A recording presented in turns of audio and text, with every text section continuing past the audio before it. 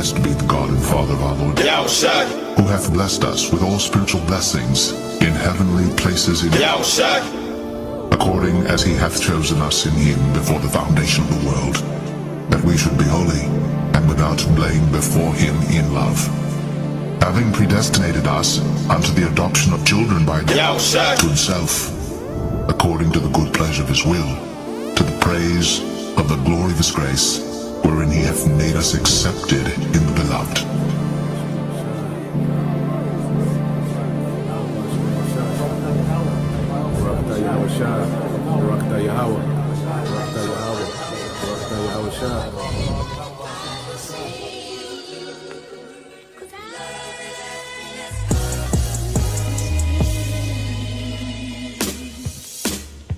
Esdras saw upon the Mount Zion a great people, whom I could not number, and they all praised the Lord with songs.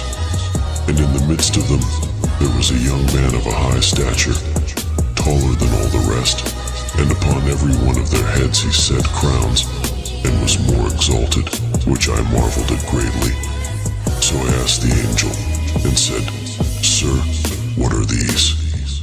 He answered and said unto me, These be they that have put off the mortal clothing, and put on the immortal, and have confessed the name of Yahweh. Now are they crowned, and receive palms. Then said I unto the angel, What young person is it that crowneth them, and giveth them palms in their hands? So he answered and said unto me, It is the Son of Yahweh, whom they have confessed in the world. Then began I greatly to commend them that stood so stiffly for the name of the Lord. Then the angel said unto me, Go thy way, and tell my people what manner of things, and how great wonders of the Lord thy God thou hast seen.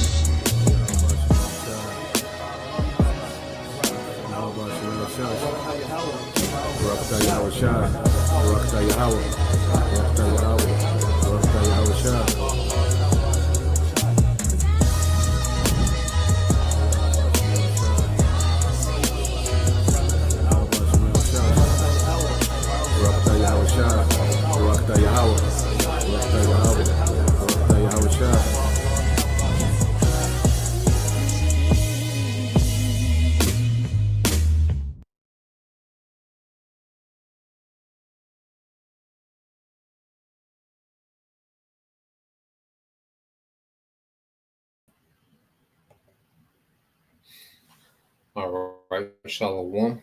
First and foremost, I would like to give all praise and glory unto Yahweh, Bahashem, Yahweh Shah, Bahashem, Kakwadash.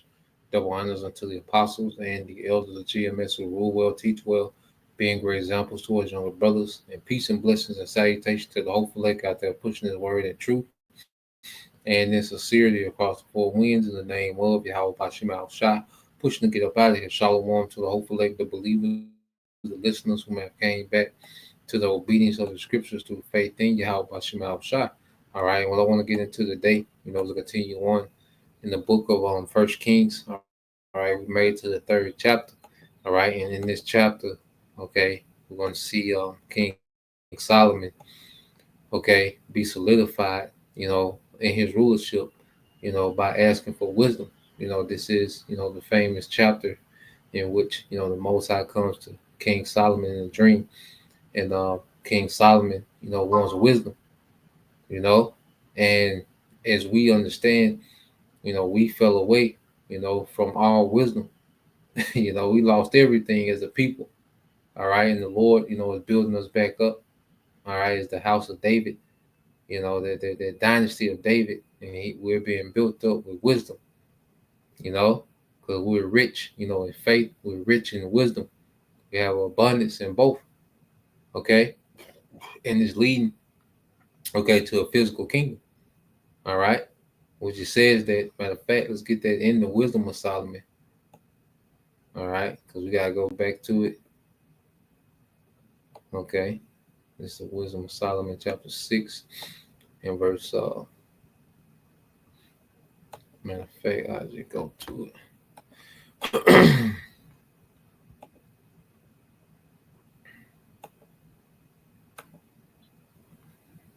All All right, this is the book of Wisdom of Solomon, chapter 6, and verse 20. And it says, therefore, the desire of wisdom bringeth to a kingdom. You know, so we've been awakened, to desire wisdom. You see, in the world, we desire, just, pleasure and lust and, material things and attention and clout. Okay. But as we, become new creatures, now we have a desire for wisdom, true wisdom. Okay. The wisdom of the scriptures, man. Okay. Which the wisdom of the scriptures cover everything dealing with any type of wisdom.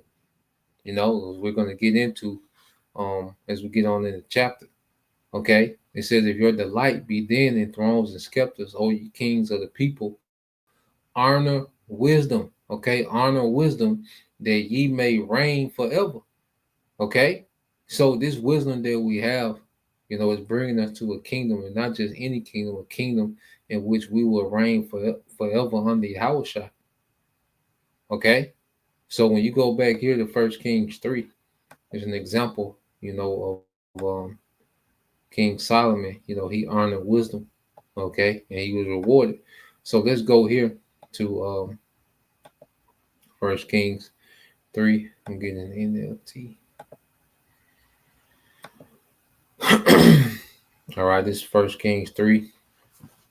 And 1, it says, Solomon made an alliance with Pharaoh, the king of Egypt, and married one of his daughters. He brought her to live in the city of David until he could finish building his palace and temple, and saying the temple of the Lord and the wall around the city. Okay. So King Solomon, when he would marry, the heathen women, he would marry, all right, the different princesses. Okay. He wasn't just marrying, just, to get married. All right. Because in the ancient world, marriage, was the way that, men sealed deals, especially men of certain rank, certain status. Okay. And especially amongst the highest, of men, they would seal certain deals with a marriage. Okay. So this alliance, all right, that he had with Pharaoh, all right, was sealed through a marriage. Okay. And it says at that time, the people of Israel sacrificed their offerings at local places of worship, for a temple honoring, all right, the name of the Lord had not yet been built.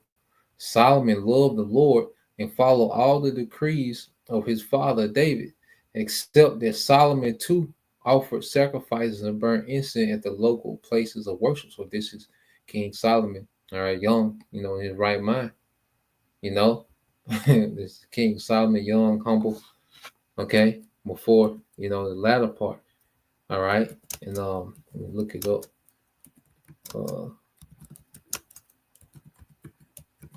See if it give us something. Okay, to just for later.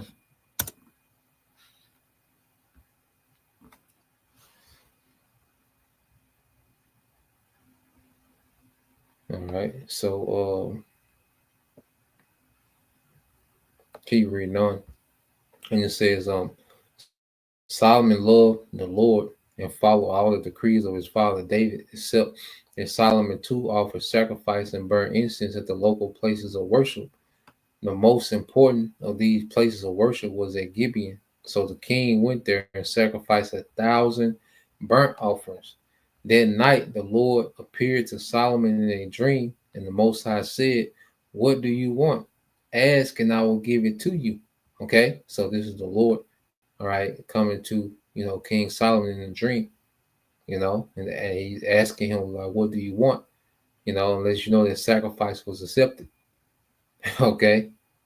It says 1 Kings 3 and 6, and mainly of the conduct, the conduct, King Solomon's conduct, was acceptable in the sight of the Lord, and he came to, bless, King Solomon whatever he wanted.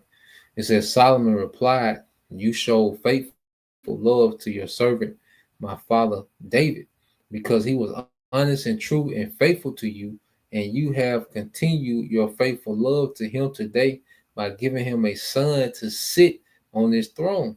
Now, O Lord, my power, you have made me king instead of my father David, but I am like a little child who doesn't know his way around. All right. and he was young. Okay, and being a ruler, that's a lot of responsibility. Okay, that's a lot of responsibility, man, to be a king over a nation. All right, but we know who that is. He's built for it. King David, prepared him, before he left. Now, when you get this, I just asked how old was King Solomon when he began to reign. It says Solomon was approximately 20 years old when he began to reign, while some um, will account that he was 12 or 15 when he became king. 20 is more widely accepted. The prophet and priest Zadok anointed Solomon as co-regent with his father David, and David commanded his inauguration to be immediate. Okay, so they say it's more accepted. Okay, that he was 20. When he began to reign. It's widely accepted that he was 20. But the point is he was young. Okay, so going back, all right, to First Kings. This give or take here or there. All right, but he was a young man. Okay, and it says, verse 7 says, "Now, O Lord, my power, you have made me king instead of my father David, but I am like a little child who doesn't know his way around. And here I am in the midst of your own chosen people, a nation so great and numerous they cannot be counted. Give me an understanding heart so that I can govern your people well and know the difference between right and wrong, for who by himself is able to govern this great people of yours." So King Solomon's request was for understanding mind, to know the difference between what right and wrong. Okay, discernment, to judge. You see, he was asking for the tools to be a good judge because the king was the top judge of a nation. Okay, so he prayed for that understanding and wisdom, that discernment between right and wrong, so he can be a good judge. All right, so he can be a good service to the people. Okay, he said the Lord was pleased that Solomon had asked for wisdom. So the Most High replied, "Because you have asked for wisdom in governing my people with justice, and have not asked for a long life or wealth or the death of your enemies, I will give you what you asked for. I will give you a wise and understanding heart, such as no one else, all right, has had or ever will have." Okay? And it says, "And I will also give you what you did not ask for, riches and fame. No other king in all the world will be compared to you for the rest of your life." Okay? So the Heavenly Father, he will bless, Solomon, with wisdom. Okay? Then he would bless him with everything else. Okay? But it started with him, wanting wisdom, making a request, to have wisdom and understanding. Okay? And King Solomon, when you go into the wisdom of Solomon, all right, let's go here to the wisdom of Solomon, chapter 7, and it kind of goes into depth of the wisdom, that was bestowed upon him. Okay? So let's go, let's get this in the wisdom of Solomon.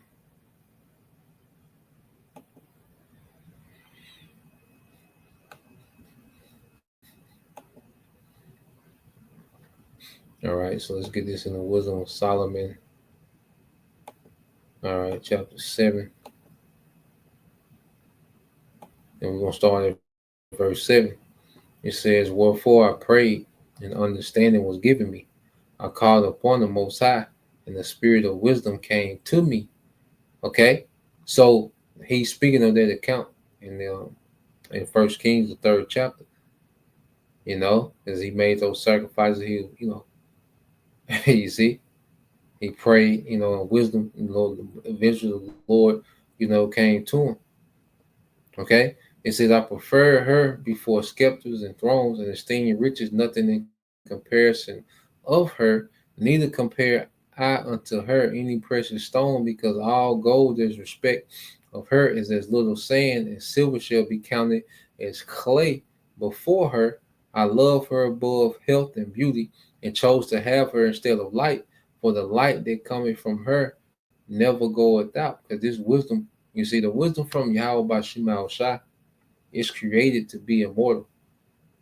Okay, with the wisdom, all right, you go into the law, statutes, and commandments, and the wisdom, of Yahweh Bashima Shai, man, which even goes beyond, those laws. The laws are the foundation, okay, of how to run, okay, a sovereign nation, okay, on how the earth, should be governed, okay, and then there's just infinite wisdom of the intricates, the intricate part, okay, of rulership, okay, and it's meant to run the earth forever. That's why scriptures say what? We go back to this, okay. This is look at this in Baruch. We go back to Wisdom of Solomon. This is Baruch chapter 4. Okay, everything is founded, on wisdom.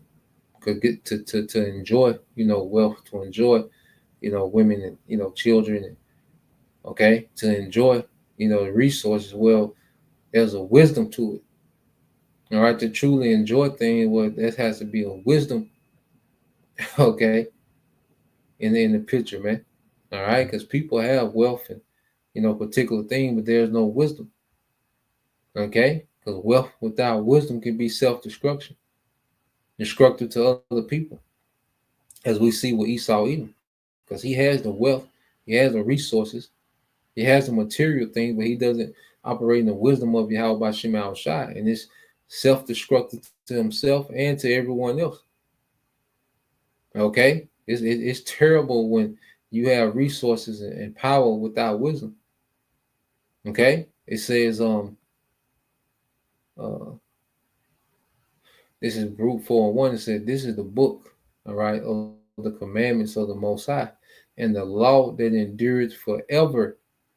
Okay, this law would never get old. See, Esau's system, okay, and systems of these heathens, you study the heathens and their empires. Well, they always, came to a point to where they would have to always try to make changes and reform and, try to do different things and try to do this differently. The economy will be failing and this will be failing. They would try to implement this, okay, because anything outside of Yahweh Bashim Al Shai, okay, the commandments and the wisdom of the Most High, okay, is not meant to last forever. See, the law is going to endure forever. It's going to keep it. The law is going to keep everything in check forever.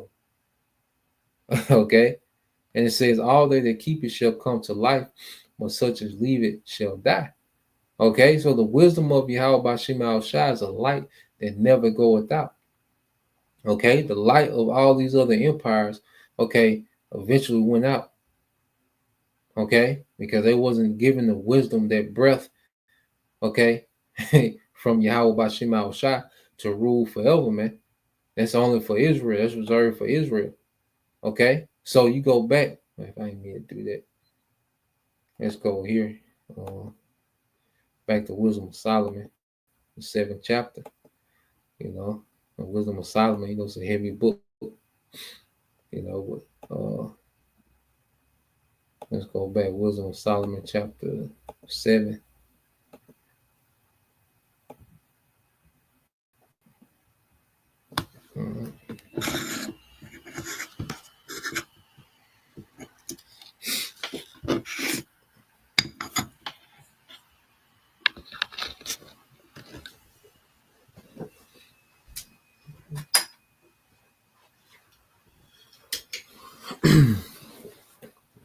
All right, so going back into it, verse 7, verse 10, Wisdom of Solomon, chapter 7, verse 10, it says, I love her above health and beauty, and chose to have her instead of light, for the light that cometh from her never goeth out. Because even, you go into what's that, Job 18, it speak about the light of the wicked shall be put out. This left hand, wickedness is left hand, wisdom that Esau runs the earth with is dimming out. Okay. And there's no revamping it, man. All right. It says all things, it's the point, all good things together came to me with her, and innumerable riches in her hands.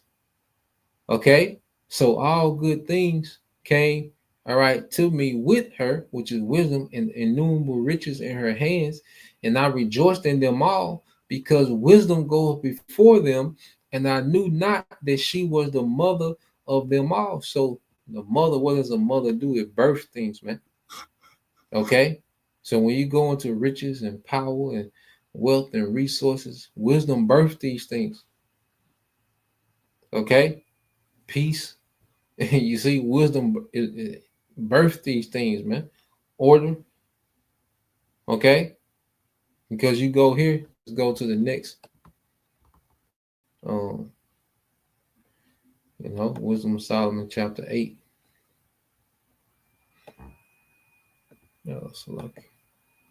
So you go to the next chapter. What does it say? It says, wisdom reaches from one end to the other mightily, and sweetly though she order all things. Okay? So wisdom puts things in order, produces, let's say, peace. Okay? Produces efficiency and righteousness, man. All right? And this is what King Solomon, was granted. Okay? And it says, back in verse 12, it says, and I rejoiced in them all because wisdom goeth before them, and I knew not that she was the mother of them. I learned diligently and do communicate her liberally. I do not hide her riches, for she's a treasure unto men that never faileth. All right, true wisdom never faileth, man. You see? And we're going to see the scripture say wisdom and knowledge shall be the stability of our time. We're going to see, applying wisdom in the times to come, how clutch is going to be, man. Okay, even having the wisdom to know to be willing to die for Yahweh Bashim al Shad, then to bend the knee to the beast, like that's going to pay off forever. Just to have that wisdom to do that in that moment, that's going to pay off forever. You see, wisdom never faileth. Okay? So we're going to always choose the wisdom of Yahweh Bashim al Shah. Being faithful to our power, that's wisdom. Being humble, that's wisdom. You see? Teaching the right doctrine, these things, all this is wisdom. Okay? Wisdom has a lot of layers, man. It's manifold. It's going to go into, it says, which they that use become the friends of the Most High, being commended for the gifts that come from learning. Okay? So they that use wisdom become friends of the Most High. You see, this is heavy. Applying wisdom puts us in friend status with Yahweh Bashim al Shah. Okay, and if we got that friend status with Yahweh Bashim al Shah, we good. We straight. The world can hate us, man. Okay? But we're going to keep applying this wisdom real time, man. Going out to the highways and byways, that's wisdom. Listening to the instructions of these books, rehearsing the righteous acts, that's wisdom, man. Okay? Separate from this world, letting Yahweh Shah increase in our day-to-day, that's wisdom. You see? And it's making us friends, all right, of the Most High. It said, the Most High have granted me to speak as I would, and to conceive as it is meet for the things that are given me, because it is he that leadeth unto wisdom and directeth the wise. For in his hand are both we, all right, and our words, all wisdom also, and knowledge and workmanship. For he have given me certain knowledge of the things that are, namely to know how the world was made and the operation of the elements. Okay, so King Solomon was laced with everything. Okay, the understanding how the world was made, how the world functions, the ecosystem. Okay, the elements, every element that exists, he knew, or the operation of it. Okay, he said the beginning, the ending, and the midst of times. So he knew the beginning, how things, from the creation, all right, to the present time he was in. All right, he knew the end prophecy, okay, the alterations of the turning of the sun and the change of the seasons. Man, he knew the seasons, okay, the circuit of years, the position of stars, which these things play a major difference in agriculture. Okay, he understood the what you call the horoscope. He knew these things on the right hand side. Okay, and it says the nature of living creatures.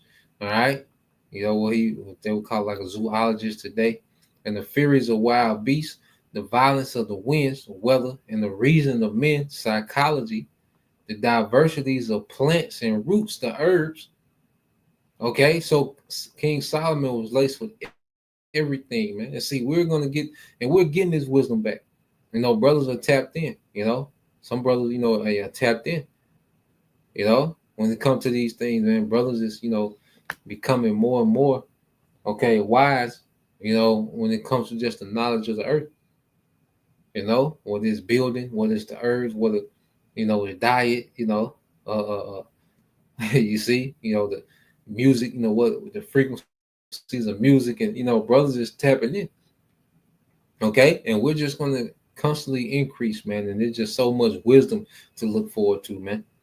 That's one of the main things, I look forward to is just the wisdom the Lord gonna lace us with in the kingdom, man. You see, the wisdom that we're gonna operate with joint heirs with Yahweh Shah, man. Man. And it says, in all such things, all right, as are either secret or manifest, them I know. For wisdom, which is the work of all things, taught me. For in her is an understanding spirit, holy, Kakodash, one only, manifold.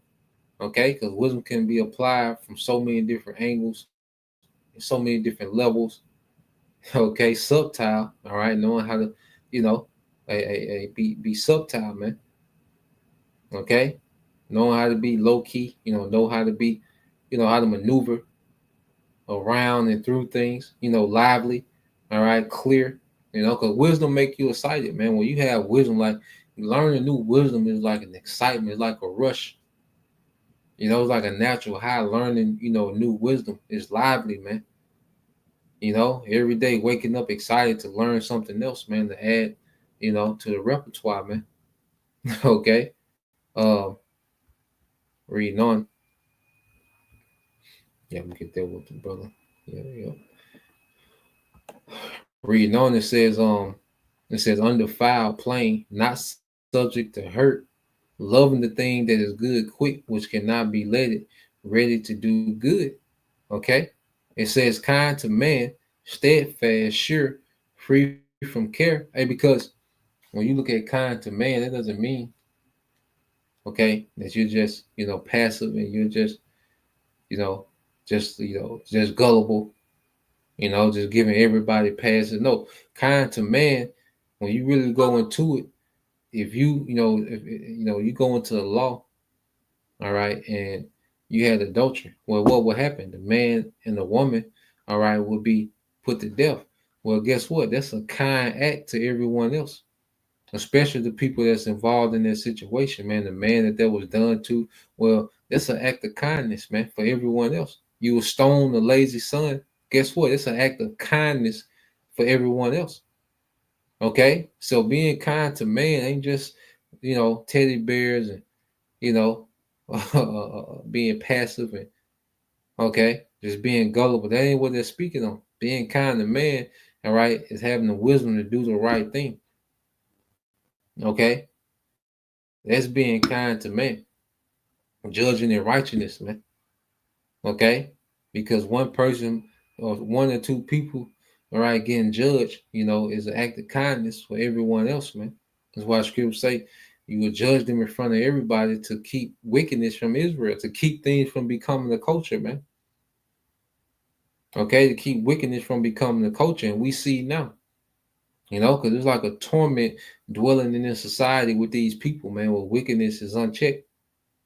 Okay, it says kind to man, steadfast, sure, free from care, and that's another thing. As we tapped into his wisdom, it makes us more and more free from care, man. You know, we don't care about the opinions of this world. We came up in a society, to where, it was all about, like I said, your clout, your status.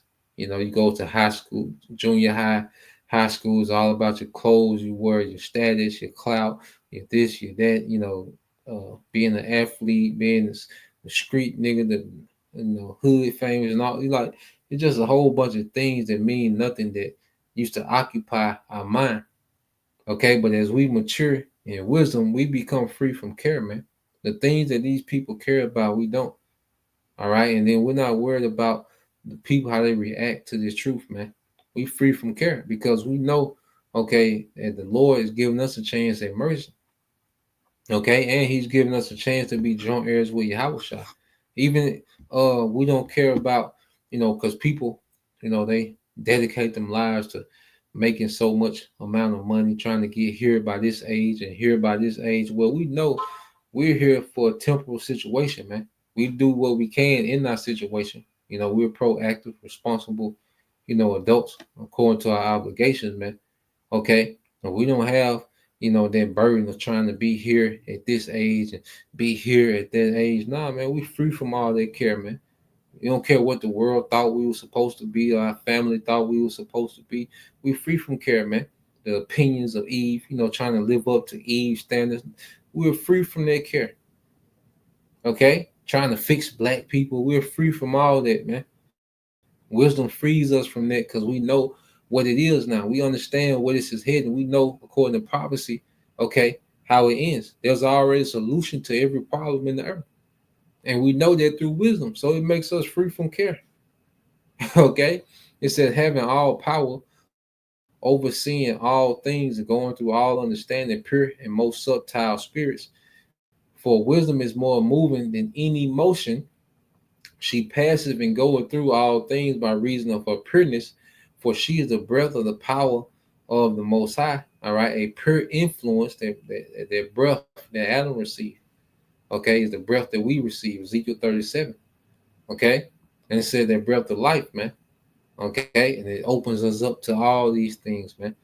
All right, it says, in a pure influence flowing from the glory of the Almighty, therefore can no defiled thing fall into her. For she is the brightness of the everlasting light, the unspotted mirror of the power of the Most High, and the image of His goodness. Okay? It said the image of His goodness, man. So wisdom is a mirror of the Most High's image. Like true wisdom, that's the image of the Lord's goodness, man. Okay? Wisdom is like is a mirror of the goodness of Yahweh Bashim Al Shai. So the more we walk in this wisdom, the more we put off the image of Yahweh Bashim Al Shai, man. Okay, he says, in being but one, she can do all things, and remaining in herself, she maketh all things new as we become new creatures. In Yahweh Shai, see, all things are new. Okay, wisdom has given us a completely different perspective than what we had, man. And in all ages, entering into holy soul, she making them friends of the Most High and prophets, man. Okay, friends of the Most High and prophets, man. The Lord, okay, is dealing, with His men, His sons that's operating in His wisdom. Okay, so let's go here. Let's go back to First Kings.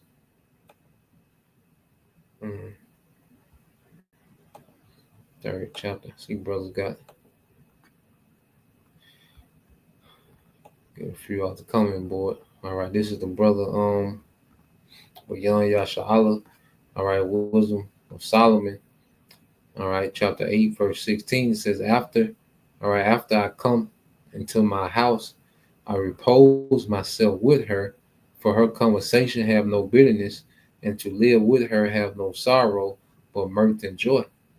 And as we, repose ourselves, okay, with wisdom, all right, and you repose yourself with wisdom by laboring in His word, man. You see, as you get that word repose, let me see this word repose. All right, so you go into it. Okay, it's a state, of rest, relaxation. Okay, and we rest in His wisdom. We relax in His wisdom, man. You come read.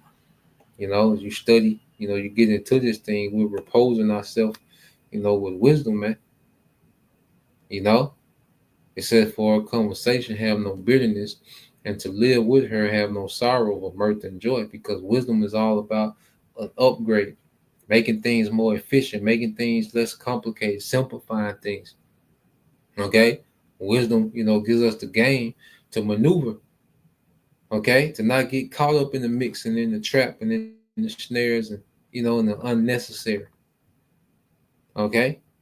When you read verse 17, it says, now when I, all right, consider these things in myself and pondered them in my heart, how that to be allied unto wisdom is immortality. Ooh, that's heavy. Going to the point that was being made earlier, man. Being allied unto wisdom is immortality, man. We tapping into something here, man. This is way beyond anything that this world can even think of or fathom, man. The world not on this, man. Okay, the world is on a very low frequency under Esau, Edom, man, and everything in it, everyone in it, man. Look at what the Lord has given us access to, this wisdom. And He said, you make yourself an ally to wisdom, is making yourself an ally to immortality, man. We're being taught on how to live forever. This is what we're being conditioned to do, to judge and live forever, man. Okay? With Yahweh Shai. Okay? So,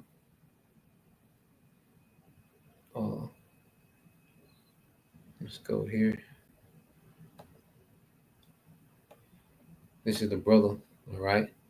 Damawati, GMS in His likeness. John 15:14 said, you are my friends if you do whatsoever I command you. So our friendship with Yahweh Shai depends on us being obedient. Okay, it's not unconditional, it's conditional. Okay, there's an obedience, there's an expectation when dealing with Yahweh Shai, man. Okay, you can't call on the name, you're not a friend. You can't call on the name of the Father and the Son, you're not a friend. You can't teach, a correct doctrine, you're not a friend. Okay? And all the other madness that niggas are on, you're not a friend. Okay? Verse 15 said, henceforth I call you not servants, for the servant knoweth not what his Lord doeth, but I have called you friends, for all things that I have heard of my Father, I have made known unto you. So all things, that Yahweh Shai heard of the Father, which is the doctrine we have, He made known unto us. The portion of wisdom that the Heavenly Father gave to Yahweh Shai to give to us. All right, we have 100% of it, man. Okay, and it's leading us to what? Immortality, man. Okay, wisdom bringing to a kingdom. You see? So going back to 1 Kings 3. All right, and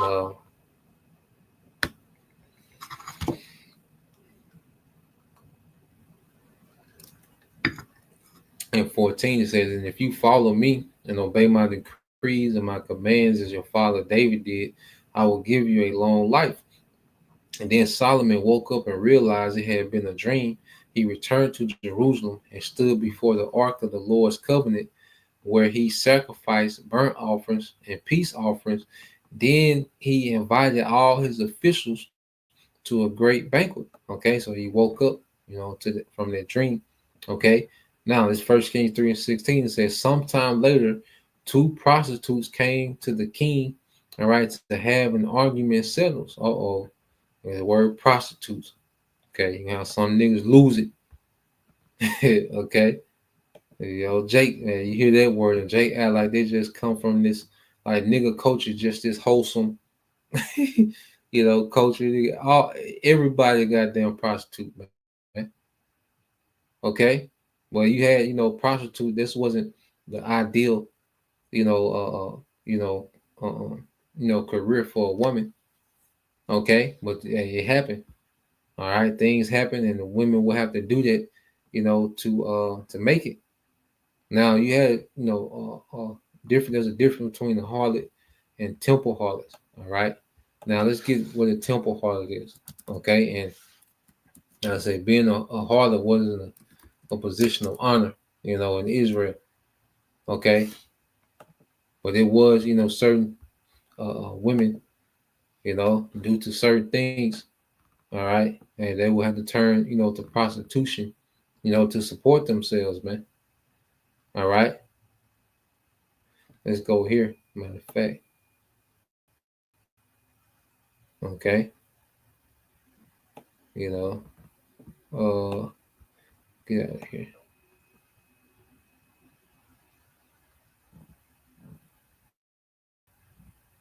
So let's go here. Get this article real quick. You got to go into these things. Grow up. Jake's are so goddamn, hypocritical. All right. Um, let's go here. It says, found this quick article. It says sacred prostitution was common throughout the ancient world and was particularly associated with Asterisk worship. All right. And it says one of the chief Canaanite goddesses. While many scholars have assumed sacred prostitution was practiced in ancient Israel, too, the Bar article, all right, cult prostitution in ancient Israel reveals that neither the Bible nor archaeology provides any clear evidence the Israelites' religions incorporated sexual rites of Asterisk worship. Okay, some biblical scholars, for example, have interpreted the story of Judah and Tamar as a cause of sacred prostitution, according to Genesis 38. Unsuspecting, Judah mistook his daughter-in-law Tamar for a veiled prostitute. For her services, Judah promised Tamar a sheep and gave her his seal and assurance the debt would be honored. When Judah's friend returned to redeem the pledge, he asked in the nearby village, all right, where he could find, all right, the Kodasha, all right, a Hebrew word for Bible translate as a I think they tripping. Okay. But when you go into it, when you had the instance of Tamar, all right, remember Tamar had become, a widow, okay, because her husband died, okay, and the brother of her husband, was too young for her to marry at the time, so she was stuck in the position to where she still had to provide for herself, okay, and she went to play the harlot, okay. But now when you have these heathens, okay, they was into the temple prostitution, okay, which they would, have sex in those temples and, the orgies and different things in honor and reverence, to their gods, okay. But there was a difference, all right. Now at the end of the day, both of them, a temple harlot was way worse, okay, because you had, idolatry in the mix. But being a harlot wasn't a badge of honor amongst Israel like it is now. And the scriptures say, it's part of our punishment. Okay, it's part of our punishment when you go to Amos 7, okay, and 17. Okay, it says, but this is what the Lord says: your wife, okay, will become a prostitute in this city. Okay, it's all the women of Israel. Okay, following their banner. All right. It says, and your sons and daughters will be killed, your land will be divided up, and you yourself will die in a foreign land, and the people of Israel will certainly become captives and exile far from their homeland. And that's what's happened to us, man. Okay. Hot girl culture. Your sons and daughters will be killed. All right. Drill culture. Your land will be divided up. All right. The Palestinians and the small hats. Okay, and you would die in the foreign land, mainly here in America, and all throughout the earth where we were scattered. Okay, and the people of Israel would become captives and exiled from their homeland. So this was a curse put on all of us, man. Okay, and Jake gets so offended by the word prostitute or harlot, like they just come from, these wholesome, like nigga culture, just this wholesome culture where women are just untouched. Women just was untouched and covered up until GMS said the word prostitute or harlot. Okay, and niggas just lost it. Okay, get the hell out of here, man. Okay, uh, let's go back to First Kings.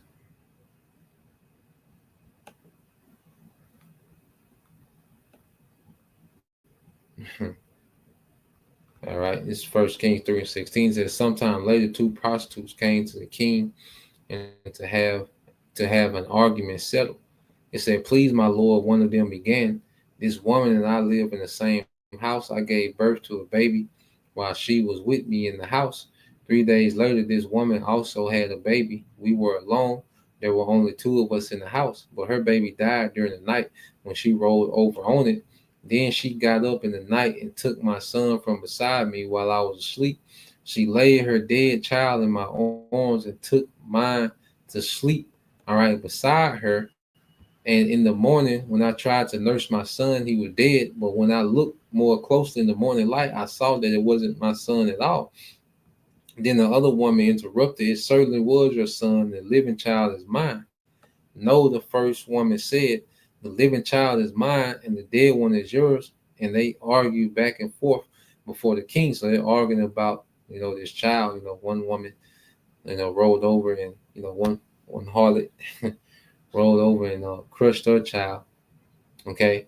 And the other woman, she took the dead child and replaced it, okay, with the other woman child.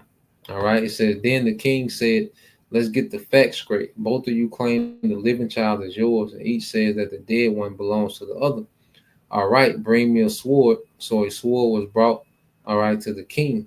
Then he said, cut the living child in two and give half, all right, and give half to one woman and half to the other.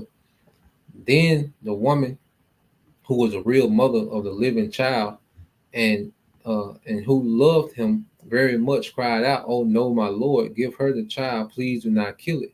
But the other woman said, all right, he will be neither yours nor mine, divide him between us. So one woman was like, look, you just kill it. I mean, you can what you had the first woman screamed down, say, let her have it, just let this child live. And the second woman was like, look, just kill it, it won't be both eyes.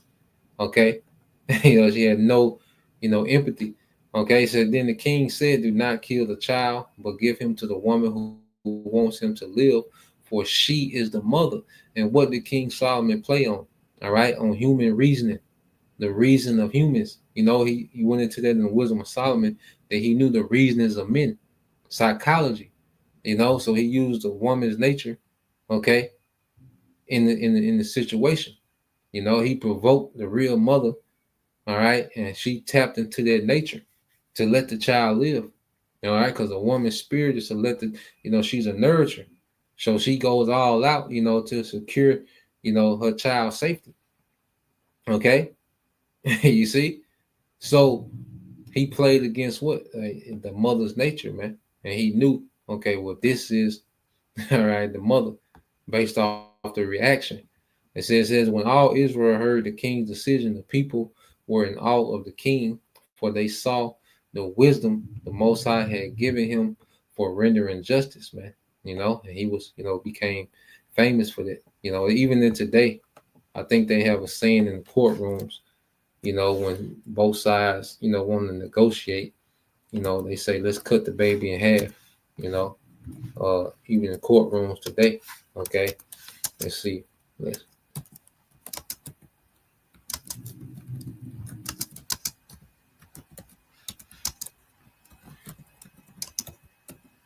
see, to give us some.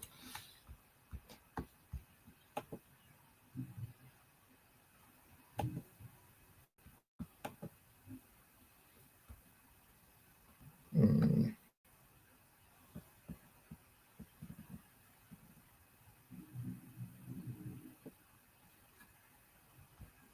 Yep, let's go here. Just get it real quick.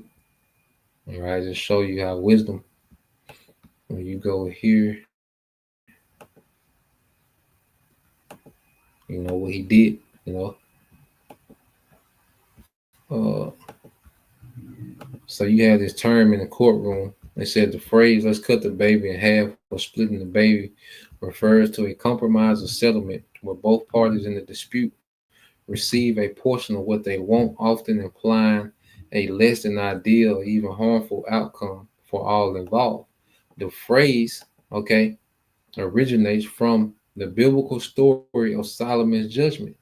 Okay, So that judgment we just read, they still use that term, all right, today, cutting the baby in half. Okay. But this is, the beginning of King Solomon's, wise rule. Okay. So we're going to continue on, dealing with the era of Solomon, Lord will, you brothers, all right, and you sisters edified. Till next time I say Shalom, Kwame Ashala, Baba Ba Shalom.